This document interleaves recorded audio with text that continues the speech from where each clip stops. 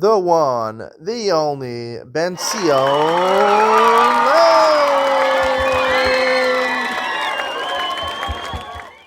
Good morning and welcome to Yeshiva YouTube Daily Double. Today we're doing Maseches Yoma, Perek Gimel, Mishnayos Gimel, and Daled. Mishnah Gimel says, "Ein adam nichnas ha'azara la'avoda afilu tohar ad she'yitbol." Not just a Kohen Gadol, not just a Kohen, even any person.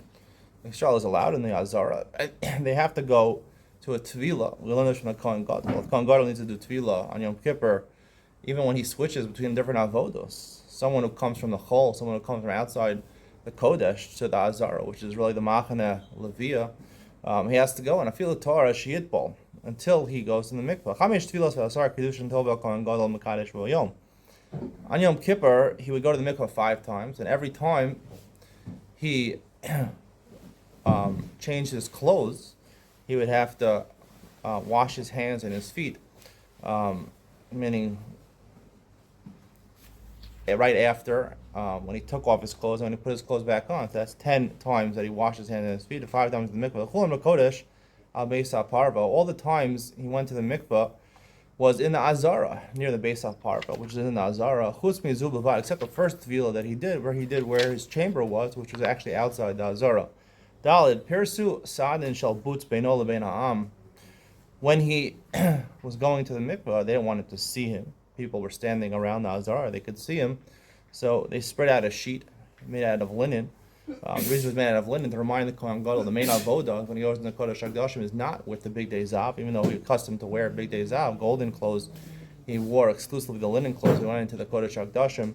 Pashat Yarav v'taval olav nestape. He took off his clothes, he went to the tefillah, and then he wiped himself with a towel. Avilo Big Day Zav, they brought him the golden clothes. V'lavash v'kidish yadav v'raglav. When he put it on, then he went ahead and he washed his hands and his feet.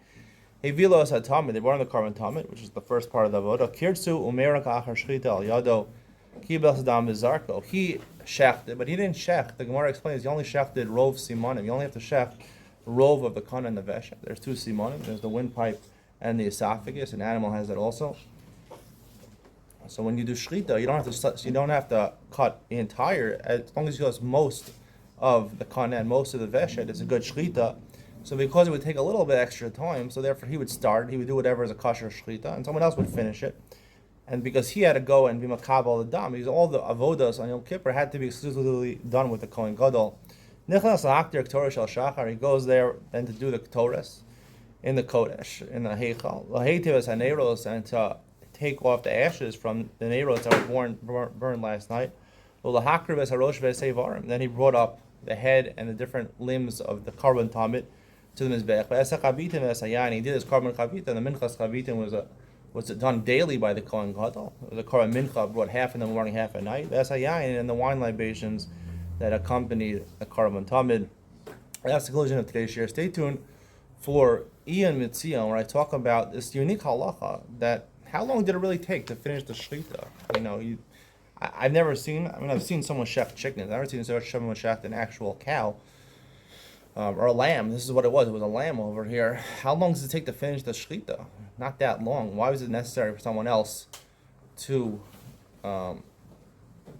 finish the shechita for him? And technically, why would anyone need to finish a shechita, right? If it's really kosher midoraisa with rov of the kana and the vesha, the majority of, why do you have to finish the shechita? I believe all shoftim basically chop off the entire head. I'll talk about that in Iyam Mitzion coming up next.